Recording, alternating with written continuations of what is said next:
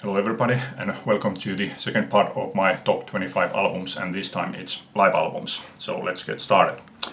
10,000 Maniacs MTV Unplugged, and this is a perfect example of why I love unplugged sessions. With this live album they get rid of the pop sheen that they have on their studio albums. Well, actually I've only heard one of their studio albums, but compared to that one, this one gets has a much more rootier sound because this one's got organ and acoustic guitars. So yeah, perfect example of why I love unplugged sessions. Live albums are many times referred to as being time fillers, filling up time between two studio albums. But this one was second album of that year, and the following year there was already a following studio album. This is If You Want Blood, You Got It by AC/DC. And with every single song here being perfect on studio albums, how could they be anything else as live versions? And when I look at the length of the songs on albums, it never scares me if I see that there is a 10-minute song. And here is a perfect example of why I'm not scared. This is Live at Fillmore East by Allman Brothers Band. The longest song here is 23 minutes, and there's not a wasted second here. While they extend their songs, they keep up the intensity going on perfectly every single second. Just perfect example of how to extend songs live. And this band, when they started releasing live studio albums during the late 60s, they went completely against the grain, because the band has not got a shred of psychedelia in them. This is roots music, but the roots music on their very own style. And this one includes horn section arranged by Alan Toussaint, so you know that equals style and taste. And next album. The studio albums are not lacking energy in any sense, but with this album they pump up their songs. I mean, they are probably twice as fast than their counterparts on studio albums. This is a Highway Song Live, Blackfoot. And this is the first of two albums here that when I first heard them I fell in love with them because of the drummers on them. This is Jackson Thunderfoot Spires playing drums here, and his drumming is absolutely relentless. Fabulous, energetic live album. And then on to completely different kind of music. Dire Straits, Alchemy. Considering how very refined, how very detailed the music Dire Straits plays, it's very surprising that the opening song here, Once Upon a Time in the West, is a very extended version. On the studio album the song is something like 4 minutes, but here it's like, was it 12 minutes, 13 minutes, something like that, and it works perfectly. With that exception, there's not that much of a difference between live versions and studio versions, but there are bits and pieces that are different, and just like the studio albums, this live albums is just perfect. Once again, I wonder how many times I'm going to say perfect within this video. Okay, next one. Rory Gallagher, Irish Tour 74. Rory Gallagher released several live albums during his career, and I like them all. Well, I'm not that crazy about Stage Struck, but there's plentiful of great live albums from Rory Gallagher, and so it should be difficult to choose from his live albums, but in reality this is easily my favorite live album from Rory Gallagher. It's just I mean, the live energy here is just, you can feel the live energy. And even with the side 4, which is a kind of studio, which is actually them winding down after the gig, so they are recorded live either in a back room or in some small pub where they are having a fun night. So yeah, this is just if you are into blues rock, check this one out. Okay, kinda similar, but kinda different. This is Jay Gale's band, Full House Live. This is recorded in front of a small audience in, I don't know what kind of a place this is. I mean, this sounds like this is very small pub or club, and you can feel how the sweat is pouring off from the players here. It's just fabulous small club pub band. Huge live intensity here, and as a side note, Jay Gales died just a couple of weeks ago, so rest in peace, Jay Gales. And this one also recorded in front of a very small audience. You can almost count every single member of the audience. This is Nancy Griffith, One Fair Summer Evening. Nancy's music is a mixture of country, folk and singer-songwriter. On this album the country influences are very low. This is mostly singer-songwriter and folk mixture. And not only is this recorded in front of a very small audience, this is also bare bones. This is only Nancy singing, playing acoustic guitar, and then there is also pianist. This also credits bassist, but maybe it's my ears, but I've never spotted where the bass actually here is. There is also a couple of harmony vocalists here. But this is just fantastic small stories of ordinary people with Nancy's high, thin voice, but absolutely enjoyable. You can feel the enjoyment from both coming off the stage and from the audience. Nancy Griffith, One Fair Summer Evening. Okay. Then, very different kind of live album.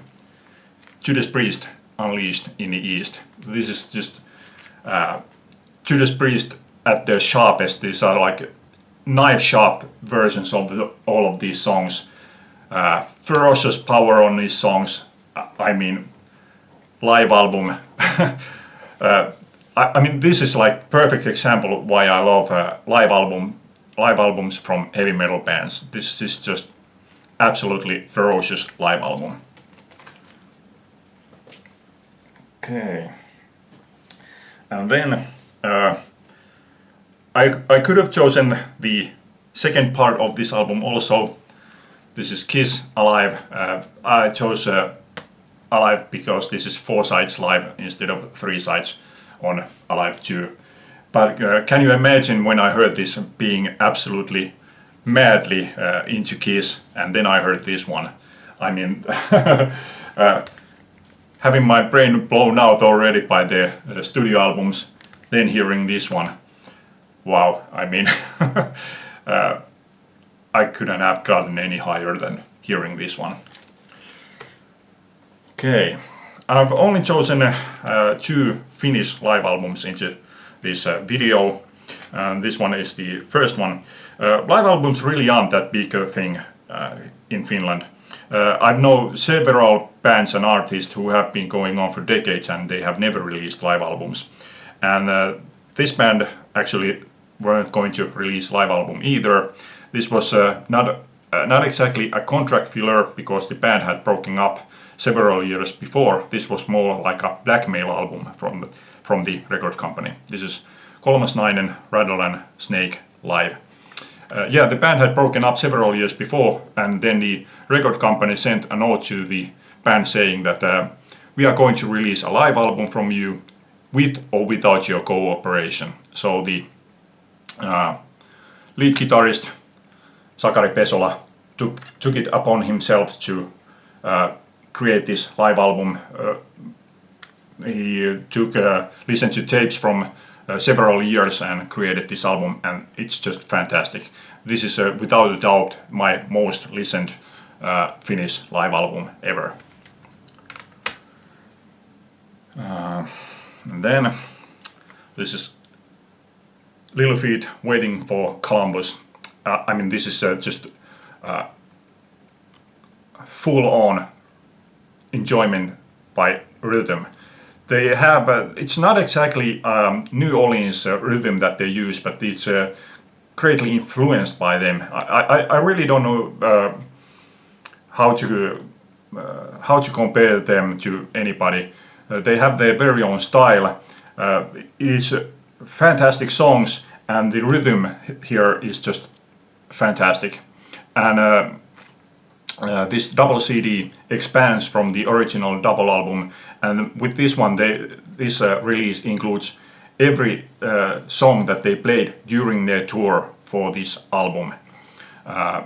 And this would be perfect except for one thing. This one includes a version of A Day at the Dog Races, which on the studio album Time Loves a Hero, I do like it. It's a sort of fusion jazz, so instrumental.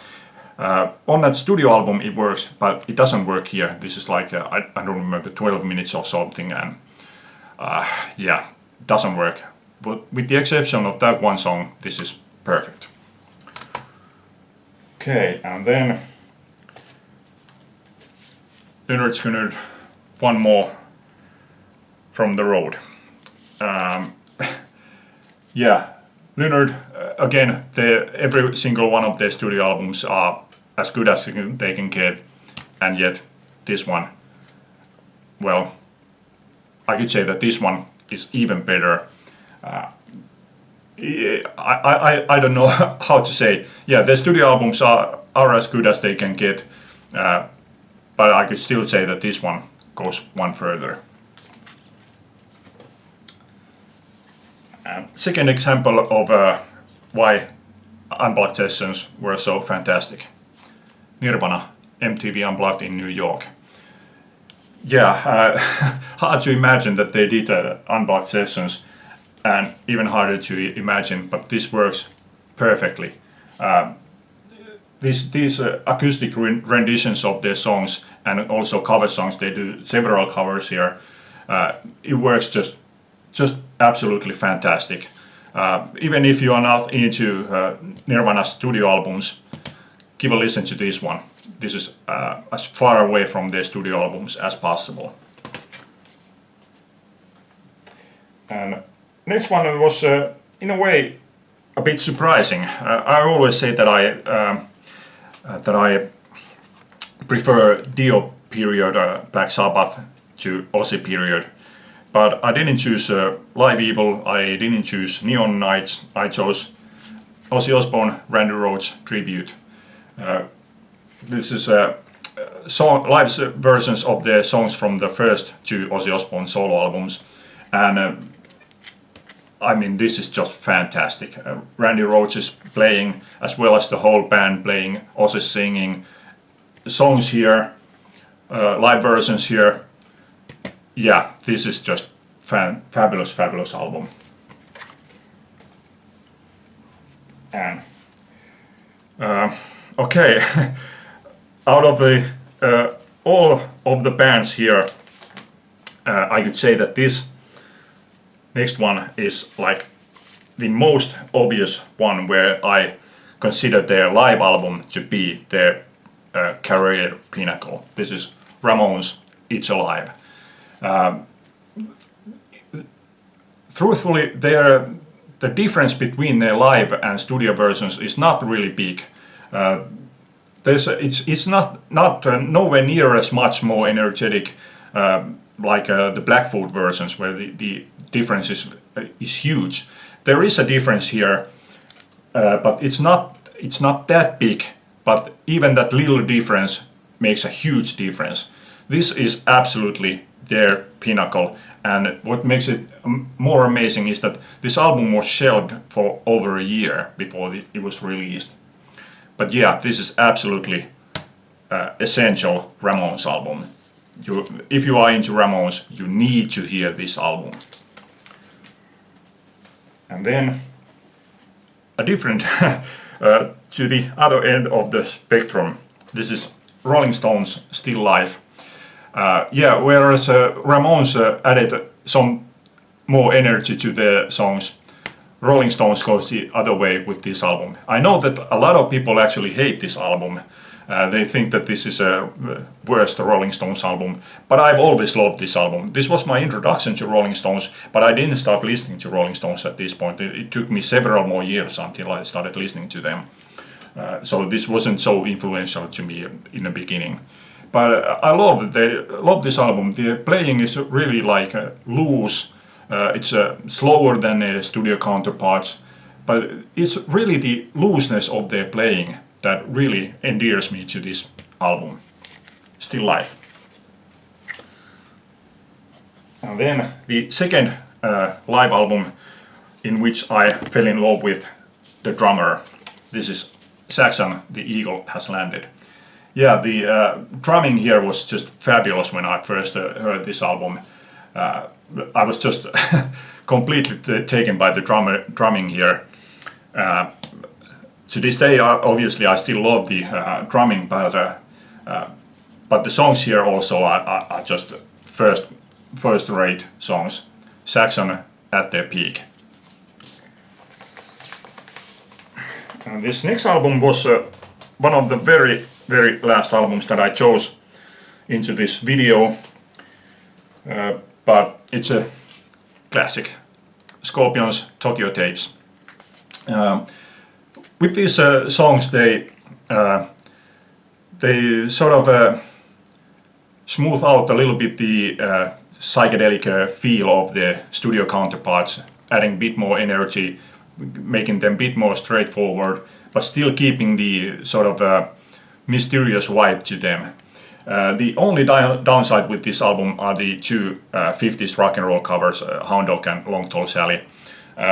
Klaus Meine just, his singing is just, well, awful. But basically I can take them as like a comic relief here. And even still, I have to say that Klaus Meine handles this song better than what Freddie Mercury did in Live at Wembley '86. Freddie's singing on these 50s covers was just horrible in my opinion. Okay, and again, a very different type of live album. This is Paul Simon live rhyming. This one is several parts.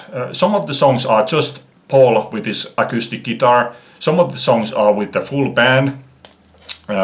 Some of the songs are with the gospel choir. Some of the songs are with the Inca band. So there's very different types of versions of these songs here, and all of them were just fine. If not the favorite moment, then definitely one of my absolute favorite moments of all of Paul Simon's career is the American tune here. It is just absolutely stunning. I'm always, whenever I hear this version here, I'm always almost moved to tears. It's just stunning, fantastic version.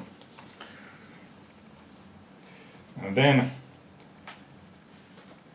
I've said it many times, and I'm saying it once again. I prefer live to Live and Dangerous.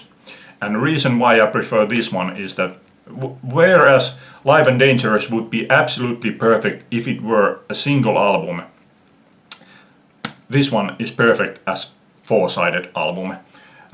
With the Live and Dangerous, side 3 and 4 doesn't hold up as quite as well as side 1 and 2, but this one is solid all the way from side 1 to the end of side 4.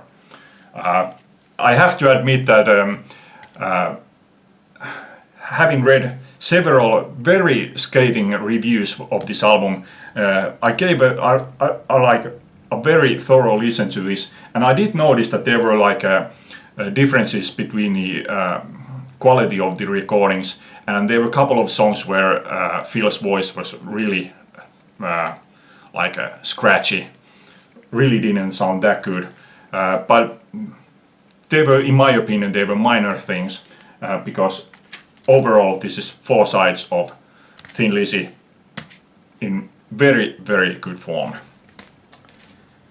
And then this one is kind of surprising that I love this album so much. There were a couple of years where I listened to this album a whole lot. I mean, I listened to this album back in the day. I really, really listened to this one a lot. This is Just Thorogood and Delaware Destroyers live. Whereas usually every live album is like they speed up the songs, they add a whole lot more energy. And with the Thorogood, the kind of intense boogie rhythm that he used, you should think that he would do that also. But instead, this goes again to the other direction. These songs are actually slower than their studio counterparts.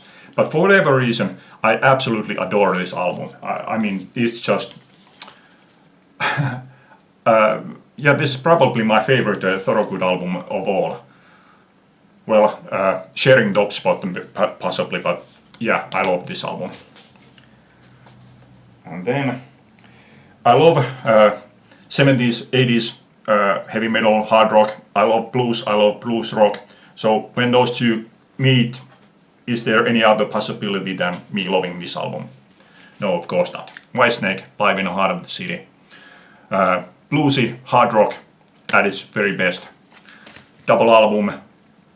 And even if there wouldn't be anything else in this album except for the intro to Ain't Gonna Cry No More, I would love this album. It's just, yeah, Whitesnake, fantastic. And then the last album on this list, the second Finnish live album, and also the very last album that I chose into this list. This is Wigwam Plays Wigwam. Double album, and very, very unfortunately, I have checked this time and time again. Am I in the audience? Because during these years, I saw them several times, but I'm not. I was not present on these gigs, which bugs me no end. I mean, yeah, even though these were recorded in 2001, so this is the lineup, with the exception of Ronnie Österberg, who committed suicide in late 70s. This is the second incarnation of the of Wigwam. So they play their so-called deep pop, or rather deep rock songs, but they extend their songs here mostly, because there are under 3-minute songs here, and yeah, this is just fabulous.